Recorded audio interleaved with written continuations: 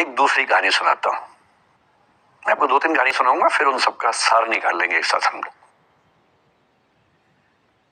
दूसरी कहानी ये है कि जब मेरा सिलेक्शन हो गया 97 में, मतलब 96 अटेम्प्ट में पहली बार में मेरा सिलेक्शन हो गया था। मैं एक्सटेंशन लेके तैयारी कर रहा था और डीयू में मैं पढ़ा भी रहा था उस समय। तब मैं शायद डीएवी कॉलेज में था या अग्रसेन को, मैं 2 जगह पढ़ाया डीयू में, तो उनमें से किसी कॉलेज में पढ़ा रहा था उस समय में। तो उस समय एक लाइब्रेरी है कैंपस में ही, सेंट्रल रेफरेंस लाइब्रेरी, आप जानते होंगे, सीआरएल बोलते हैं, जो विवेकानंद जी की स्टैच्यू है उसके सामने ही वो लाइब्रेरी है। उस लाइब्रेरी में नीचे सब बैठ के पढ़ते हैं और टॉप फ्लोर पे रिसर्च फ्लोर है जहां एमफिल पीएचडी वाले बच्चे पढ़ते हैं। मैं उस समय शायद पीएचडी कर रहा था या एमफिल खत्म हुई थी, वहीं बैठता था, पढ़ता था रोज। कई दोस्त पढ़ते थे हम लोग वहां। हम सुबह 8 बजे लाइब्रेरी खुलते ही वहां घुसते थे, रात को 1 बजे निकलते थे लाइब्रेरी बंद होने के समय। तो वहां एक छत थी, छत पे छोटी सी कैंटीन थी जहां हम लोग जब जब बोर होते थे दिन में 3-4 बार जाके चाय पीते थे। चाय पी ली, बिस्किट खा लिया, थोड़ी गप्पे मार ली, वो सब वहां करते थे। तो वहां मेरे बहुत सारे दोस्त थे, उनमें से कई लोग अब बहुत सीनियर सिविल सर्वेंट्स हैं, कुछ लोग प्रोफेसर हैं डीयू में। 2 बच्चे थे मुझसे जूनियर, 3-4 साल जूनियर थे, बड़े प्यारे बच्चे थे। मुझे उस समय तक पढ़ाई लिखाई का शौक अच्छा खासा हो गया था, तो वो रोज मेरे साथ बैठते थे केवल बात करने के लिए। किसी मुद्दे पर बहस करनी है तो बहस होती थी, समझते थे। फिर मुझे पता लगा कि वो दोनों रिलेशनशिप में हैं, रिश्ते में हैं। दोनों ने शादी भी कर ली। उनकी योजना डीयू में पढ़ाने की थी या सिविल सर्विस की भी थी, शायद पता नहीं। मेरा इंटरेक्शन बहुत ज्यादा उसके बाद रहा नहीं उनसे, क्योंकि मैं सर्विस में चला गया था। इतने जिज्ञासु बच्चे थे दोनों, इतने जिज्ञासु कि उनसे मिलकर तबीयत खुश हो जाती थी कि हर चीज जानने का मन करता था उनका, हर विषय पढ़ने का मन करता था। एकदम जीवन से भरे हुए बच्चे, आंखों में चमक ऐसे। फिर दोनों की शादी हुई तो मैं शादी में जा नहीं पाया, क्योंकि मेरा रिश्ता सिर्फ लाइब्रेरी में 1 घंटा गप मारने वाला था, उससे ज्यादा था नहीं रिश्ता उनके साथ। फिर सुनता रहता था कि मैं सब बढ़िया चल रहा है, पढ़ाई कर रहे हैं, तैयारी कर रहे हैं। इंटरकास्ट मैरिज की उन लोगों ने, खूब हंगामा हुआ, दोनों घर में तलवारें खींच गई, किसी तरह से तलवारें संभाली गई, मैनेज हुआ, दोनों साथ रहने लगे। और फिर 3-4 साल के बाद एक दिन मैंने खबर सुनी कि उस बच्ची ने फंदा लगा के जीवन लीला समाप्त कर ली। ये बात भी दिल्ली विश्वविद्यालय की ही, उस दौर के सब लोग इस कहानी को जानते हैं। मेरे ख्याल से दोनों कहानी आपके प्रिंसिपल मैडम जानती होंगी, नहीं ध्यान कर पाएंगे तो मैं उनको जैसे नाम बोलूंगा अकेले में तुरंत समझ जाएंगे मैं किसकी बात कर रहा हूं। मैं आज तक नहीं समझ पाया कि ऐसा क्या हुआ होगा। तो बाद में अनुमान जो हुआ वो ये, इंटरकास्ट मैरिज, परिवार का दबाव, समाज का दबाव, आपस का दबाव, टॉक्सिक रिलेशनशिप, अंत में उस दबाव को न झेल पाना और जीवन समाप्त कर देना, ये हुआ। ये 2 घटनाएं हैं। एक तीसरी घटना ये है कि दिल्ली में आज से 25 साल पहले घटना घटी। आप लोग तो बस पैदा हुए होंगे, घुटनों में चल रहे होंगे, या उससे 5-7 साल पहले की बात रही होगी। ये घटना दिल्ली के सब सीनियर लोग जानते हैं, जिनकी उम्र 35-40 साल है वो सब जानते हैं इस घटना को। मोबाइल फोन में वीडियो नया नया आया था उस समय। अब तो आपके हर फोन में वीडियो है, अब तो सामने भी है, ताकि अब वैसा वाला मुंह बना के सेल्फी खिंचवा सके। पाउट बोलते हैं ना, मैं उसको देसी भाषा में सूअर जैसा मुंह बोलता हूं, और वैसा ही बनता भी है, क्यूट क्यूट सा सूअर जैसा मुंह बना के लोग सेल्फी खिंचवाते हैं, उसको बोलते हैं पाउट। तब तो कैमरा फोन में पहली बार आया था, तब लोग अभ्यस्त नहीं थे। अब जैसे आप लोग कितने अभ्यस्त होंगे, हम भी होने लग गए। अब हम किसी से बात करते हैं तो हम ये एज्यूम करके चलते हैं कि उसने फोन में कुछ ना कुछ ऑन कर रखा होगा, या तो आवाज रिकॉर्ड करेगा या वीडियो बनाएगा। तुम कितने केयरफुल होकर बोलते हैं, कितने कॉन्शियस रहते हैं। और सर्विलांस सोसाइटी की सबसे बुरी बात यह है कि हम हमेशा चौकन्ने रहते हैं, हम सहज हो ही नहीं पाते। सहज रूप से दो लोग बात कर लें, हो ही नहीं पाता। तो मैं तो अपने ऑफिस में कई बार ऐसा करता हूं, जब हम 3-4 लोग बैठते हैं इनफॉर्मल बातचीत के लिए, हम सब अपना अपना फोन कमरे के बाहर छोड़ के आ जाते हैं, फिर 2 घंटे बात करते हैं, इस भय से मुक्त होके कि कहीं कोई रिकॉर्ड तो नहीं कर रहा। ये हालत है आज की। उस जमाने में तो फोन थे। मोबाइल फोन आया था भारत में लगभग 1995 के आसपास पहली बार।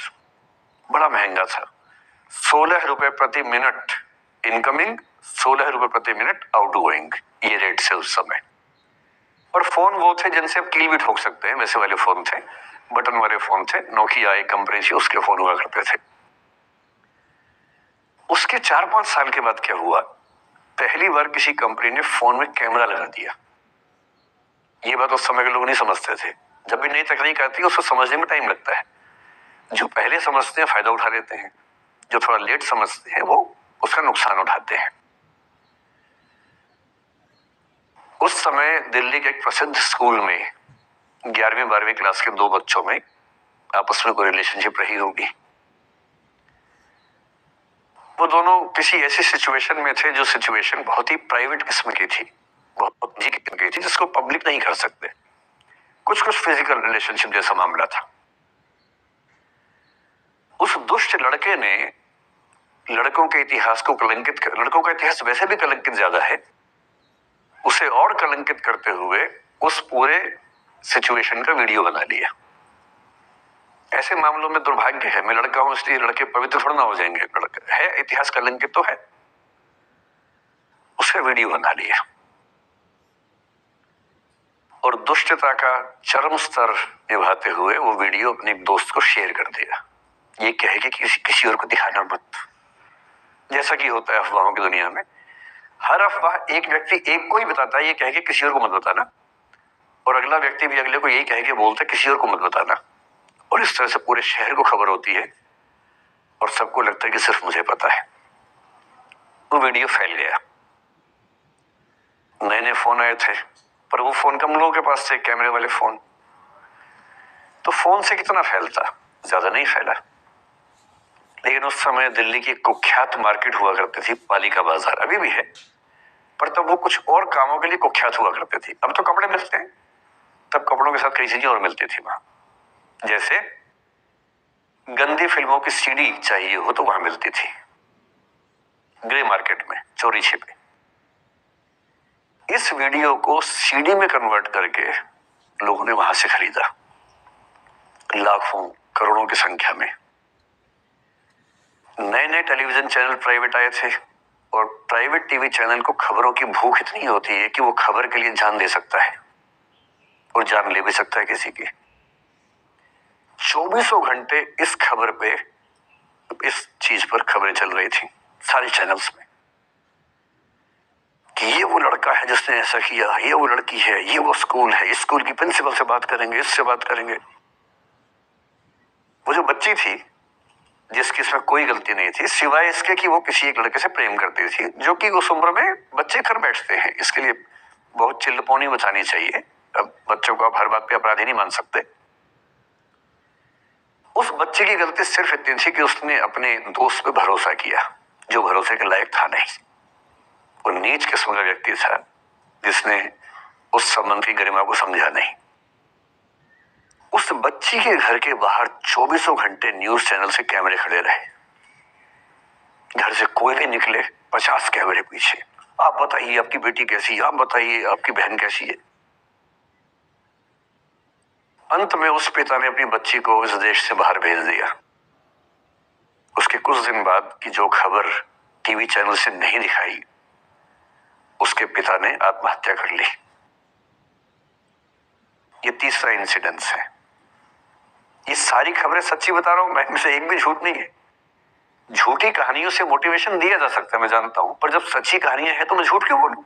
सारी सच्ची कहानियां बता रहा हूं मैं आपको। एक चौथी कहानी जो आप में से कई लोगों की होगी। मेरा एक स्टूडेंट है, सिविल सर्वेंट है, सीनियर लेवल पे है, करीब 40 साल का है। उसने आज तक शादी नहीं की। क्या उसकी शादी करने की इच्छा नहीं थी? पूरी इच्छा थी। फिर क्यों शादी नहीं की? भाई कुछ लोग तो होते हैं कि शादी करनी ही नहीं, कोई मिशन है, योगी जी है, मोदी जी है, ठीक है, उनका तो मिशन है, ममता जी है, उनका मिशन है। पर जिसका जीवन में ऐसा कोई मिशन नहीं है और जिसको प्रेम करने का मन भी करता हो, वो तो शादी करता है आमतौर पे। उसने शादी क्यों नहीं की जानते हैं? जब वो 25-26 की उम्र में था, जब वो मेरा विद्यार्थी भी था, एक दिन मेरे पास आके बोला कि सर एक बात करना चाहता हूँ। मुझसे मेरे स्टूडेंट्स ऐसी बातें खूब करते हैं पर्सनली आके, अब तो मैं टाइम कम दे पाता हूँ, पहले तो ये सब होता रहता था क्लास के अलावा। एकदम रोता हुआ है, आंखों में आंसू भरे हुए बहुत सारे। अरे क्या हो गया भाई? तो फिर उसने किसी का नाम बताया कि सर वो ही मेरी स्टूडेंट थी, कि सर उसके साथ रिलेशनशिप थी, उसने धोखा दिया है मुझे। अच्छा, धोखा देने वाली कहानियां मुझे बहुत अपील नहीं करती। मेरा मानना है कि दोनों पक्षों की गलतियां होती हैं। आप केवल अपने पर्सपेक्टिव से सोच सोच के धोखा धोखा करते रहते हैं, ऐसा थोड़ा ना होता है भाई। कुछ तो मजबूरियां रही होंगी, कोई यूं ही बेवफा नहीं होता, कुछ तो वजह होगी ना। आप थोड़ा उसकी वजह, उसका भी तो, उसकी कहानी भी तो सुनिए। और मैं जब जब दोनों कहानियां सुनता हूं मुझे लगता है कि मामला ग्रे है। आप किसी एक पे उंगली उठा ही नहीं सकते किसने ऐसा किया। दोनों की गलतियां होती हैं, ऐसा थोड़ा कि एक की होती है। बहरहाल इन भाई साहब को ऐसा लगा कि धोखा हो गया उनके साथ, तो मैंने कहा चलो कोई बात नहीं यार, हो गया तो हो गया, तू नहीं कोई और सही, ऐसा क्या है। वो इतनी बड़ी दुनिया है, 8 अरब की आबादी अब है, उस समय भी 6-7 अरब तो थी। मैंने कहा 3.5 अरब 350 करोड़ में कोई तो होगी तुम्हारे लिए, ऐसा क्या है, कोई और देखेंगे। पर वो थोड़ा ज्यादा सेंटिमेंटल था उस समय। धीरे धीरे पता नहीं उसके मन में क्या बैठ गया, उसके मन में ये बैठा कि दुनिया की सारी लड़कियां धोखेबाज होती हैं। ऐसे मूर्खों की कमी नहीं है दुनिया में, ऐसे बहुत मूर्ख हैं। दर्शन की दुनिया में इसे अवैध सामान्यीकरण कहते हैं, इलिसिट जनरलाइजेशन। इसका मतलब बहुत छोटे सैंपल के बेस पे ये समझ लेना कि ये थियरी पूरे ब्रह्मांड में लागू होती है। एक लड़की ने धोखा दिया, मान लीजिए धोखा दिया, धोखा इसने दिया कि उसने दिया कि किसी ने दिया, जो भी कहानी हो, एक सैंपल से ये मान लेना कि सब ऐसे होते हैं। और उसके बाद से उसने कम से कम 10 बार कोशिश की, 10 लोगों से मिला, बातचीत की शादी के लिए। डेटिंग तो क्या करेगा 40 की उम्र में, लेकिन हाँ बातचीत करके देखा कि शायद रुचियां मिल जाए, स्वभाव मिल जाए, तो शादी के बारे में सोचें। हर बार 3-4-5 मीटिंग के बाद वापस हट जाता है। अब तो मैंने पूछना बंद कर दिया है। जब तक मैं पूछता था, बोलता था कि सर 3-4 मीटिंग के बाद लगता है कि ये भी वैसी ही है। मैंने कहा भूल जाओ भाई, उससे भूल जाओ, बात खत्म हो गई। उसके बच्चे घूम रहे हैं आजकल स्कूल में, अब तुम कम से कम शादी तो कर लो। वो भाई साहब आज तक अकेले हैं और अब तो बाजार में मूल्य भी कम हो गया उनका, अब विकल्प भी ज्यादा नहीं मिलते हैं। अब जो विकल्प मिल रहे हैं वहां उसकी रुचि और कम हो गई है, तो पूरी संभावना है कि वो जीवन अकेले ही गुजरेगा उसका। एक अंतिम एग्जाम्पल देके फिर मैं निष्कर्ष की तरफ बढ़ूंगा। मैं एक आईएएस ऑफिसर को जानता हूं, 2 आईपीएस को जानता हूं, बहुत योग्य लोग, देश के सबसे अच्छे संस्थाओं से पढ़े हुए लोग, प्रॉपर आईएएस प्रॉपर आईपीएस में नौकरी करने वाले लोग, और इन तीनों ने अपना जीवन समाप्त कर लिया नौकरी में रहते हुए। क्यों? क्योंकि नौकरी और घरेलू जो दुविधाएं थी उनको झेल नहीं पा रहे थे, ना झेल पा रहे थे, ना भूल पा रहे थे, लेट गो नहीं कर पाए, तो गिव अप कर दिया। और इसलिए मुझे अक्सर लगता है कि जितनी चीजें हम सिखाते हैं बच्चों को, हिस्ट्री, इकोनॉमिक्स, लिटरेचर, वो सब ठीक है, उनका भी महत्व है। शायद उससे ज्यादा महत्व इस चीज का है कि ये समझे कि अपने इमोशंस को कैसे मैनेज करना है। जब जीवन में ऐसा लगे कि सब खत्म हो गया है, जब जीवन में लगे कि बहुत टॉक्सिक किस्म की लाइफ हो गई है, उससे बाहर कैसे निकलें, शायद ये सबसे महत्वपूर्ण लेसन होता है जो हम सबको सीखना चाहिए। मैंने कहीं से सीखा नहीं है, ना मैंने ऐसी किताबें पढ़ी हैं, हालांकि मैंने 2 किताबें मंगवाई हैं पिछले हफ्ते, पढ़ी नहीं है अभी तक, तो मैं किताबों के बेस पर नहीं जानता कैसे सीखते हैं, लेकिन जिंदगी से तुम सीख सकते हैं। इन कहानियों का सबका एक ही सार है, वजह अलग अलग है।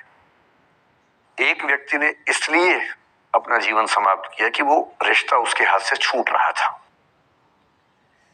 एक ने इसलिए जीवन समाप्त किया कि रिश्ता बन गया था पर समाज के दबाव, घर के दबाव मैनेज नहीं कर पाए। एक ने जिंदगी भर शादी नहीं की सिर्फ इसलिए कि वो पुरानी यादों को भूल नहीं पाया। अरे एक बार गलती हो गई तो हो गई, आगे तो संभावना जीवन में है भाई, क्यों इतना हावी रखना उसी दिमाग के ऊपर। कुछ लोग देश की सबसे अच्छी नौकरी में होकर हर पैमाने पर सफलता की हर कसौटी पे खरा उतरने के बाद जीवन नहीं बचा पाए, क्योंकि दूसरों की नजर में आप बहुत सफल हो जाए, अपनी नजर में शून्य हो, तो फिर जीवन कैसे बने, जीवन कैसे बचे। इन सारी कहानियों का मूल भाव एक ही है, अगर आप खुद को हैंडल नहीं कर सकते तो दुनिया को क्या हैंडल करेंगे।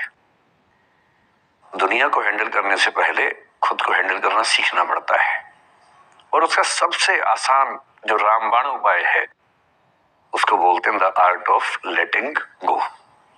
जाने दो। वो अफसाना जिसे अंजाम तक लाना न हो मुमकिन, उसे एक खूबसूरत मोड़ देकर छोड़ना अच्छा। साहिर ने लिखा, प्रेम की दुनिया के बारे में साहिर से अच्छा कौन लिखेगा। तारुफ समझते हैं, तारुफ मतलब परिचय, इंट्रोडक्शन। कहते तारुफ रोग बन जाए तो उसको भूल ना बेहतर। अरे परिचय हुआ किसी से, आपकी भाषा में इंट्रो हुआ, यही बोलते हो ना आप लोग, इंट्रो हो गया, इंट्रो हुआ, दोस्ती हुई, बाद में लगा रहे यार तो उड़ पटांग आदमी है या उड़ पटांग लड़की है, छोड़ो फिर, ऐसा क्या लूट लेना है। तारुफ रोग बन जाए तो उसको भूलना बेहतर, ताल्लुक बोझ बन जाए तो उसको तोड़ना अच्छा। वो अफसाना जिसे अंजाम तक लाना न हो मुमकिन, उसे एक खूबसूरत मोड़ देकर छोड़ना अच्छा। बस करना यह है कि खूबसूरत मोड़ देकर छोड़ना है, हाथ में तेजाब की बोतल लेके नहीं। और आज की पीढ़ी का ये समझना बहुत जरूरी है कि छोड़ना भी अच्छे तरीके से हो सकता है। तो मैं उस बात पर आऊं उससे पहले थोड़ा संक्षेप में समझा दूं। मुझसे कुछ बच्चों ने पूछा इस बीच में कि जितना आसानी से आप बोल रहे हैं, क्या सच में इतना आसान होता है? कैसे छोड़ें उन चीजों को जो मन पर हावी हैं, उन इमोशंस के टर्मोइल को, उन इमोशंस की इंटेंसिटी को कैसे मैनेज करें? क्या सच में इतना आसान होता है? आसान तो नहीं होता है। मेरी उम्र में आसान है, आपकी उम्र में आसान नहीं होता है। मेरी उम्र में क्यों आसान है? क्योंकि ये सारा खेल हार्मोन्स का है, ये सारा खेल केमिस्ट्री का है। हम सब दरअसल बहुत सारे केमिकल्स, जिनमें से कुछ का नाम हार्मोन्स है, उन केमिकल्स और हार्मोन्स के बहुत सारे इंटरेक्शंस के रिजल्ट हैं। इसलिए जब कोई बच्चा जैसे छोटे बच्चे हमेशा उछलते रहते हैं, पेरेंट्स थके रहते हैं, ये इन सभी केमिस्ट्री का परिणाम है, शौक का मामला नहीं है। आपकी उम्र जो होती है किशोरावस्था और युवावस्था की शुरुआती उम्र में, मान के चलो कि आप सब लोग 17 से 22-23 के बीच के लोग हैं, बच्चे हैं। कुछ तो अभी शादी भी नहीं कर सकते होंगे, वो वाले होंगे ना। लड़के तो नहीं कर सकते होंगे भी, 21 के कहाँ हुए होंगे, तो वो वाली उम्र आप लोगों की है। इस उम्र में इमोशंस का टर्मोइल, इस उम्र में इमोशंस का बिखराव इतना ज्यादा होता है कि संभालना बड़ा मुश्किल होता है। जैसे जैसे आप मैच्योर होंगे, बड़े होंगे, बूढ़े होंगे, बूढ़े और मैच्योर काफी हद तक समानार्थक शब्द होते हैं।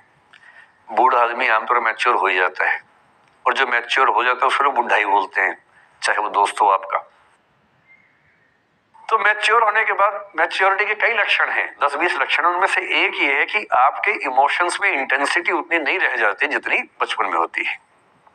मसलन कोई आपका दोस्त आपसे कुछ खराब कह दे, आप 3-4 घंटे बेचैन रहेंगे, बार बार मैसेज टाइप करेंगे, फिर डिलीट करेंगे, फिर टाइप डिलीट, वो भी टाइप डिलीट चल रहा है।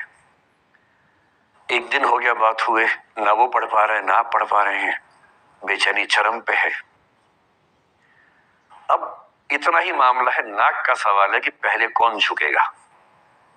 सारे संबंधों में स्तर इसी बात से तय होता है कि पहले कौन झुकेगा। और जो एक आध बार झुक गया वो जिंदगी भर झुकता है उसके बाद।